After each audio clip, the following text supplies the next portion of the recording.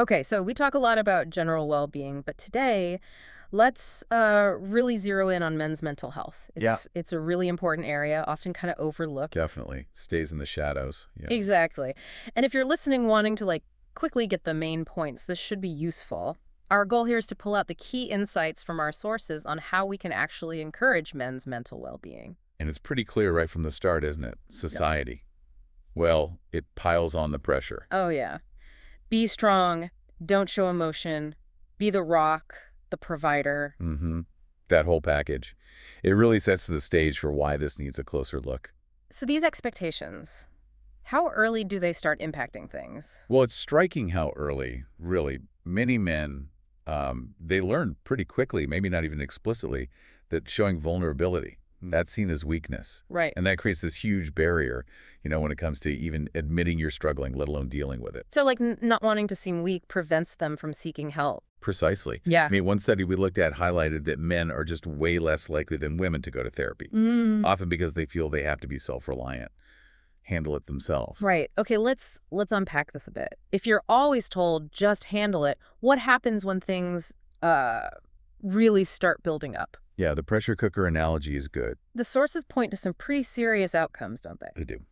We're talking increased risks for depression, anxiety, which are huge on their own, Of course. but also, a greater chance of turning to things like substance abuse, sort of a coping mechanism, but a destructive one. And tragically, this whole reluctance to open up, it's also linked to higher suicide rates among men, right? Yeah. It's a really stark picture of the personal cost involved. It is stark. Yeah. And if we zoom out a little, this avoidance, this not seeking help, it's not just an individual problem. No, it affects everyone. Exactly. Think Yeah. about the strain on families, the impact on the workplace, on communities.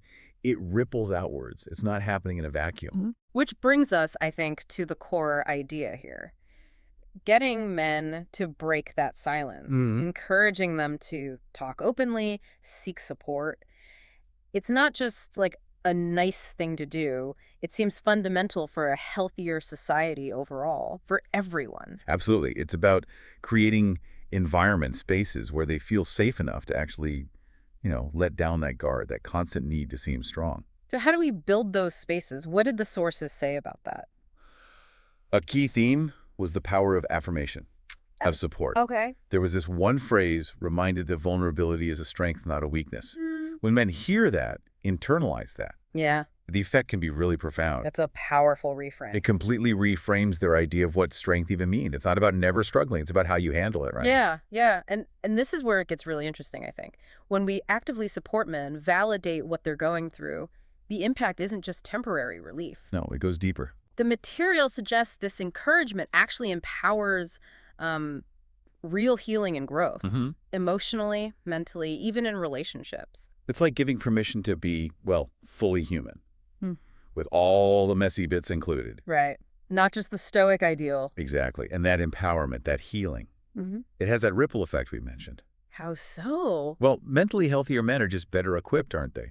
They contribute more positively to families, communities, the next generation. Better partners, more engaged dads. More active citizens, yeah. Yeah.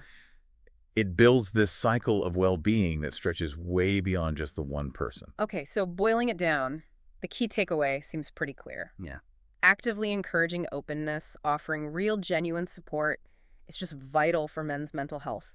And the positive effects, they spread out, benefiting society as a whole. It's not just a personal issue. Well put. Which leads us nicely into a final thought for you listening. Given this broad impact we've talked about, this societal effect, maybe think about this. What's one small practical step you could take in your own life, your own circle, What exactly? to maybe challenge some of those traditional ideas about masculinity and, help foster more open conversations about mental well-being? Just something to consider.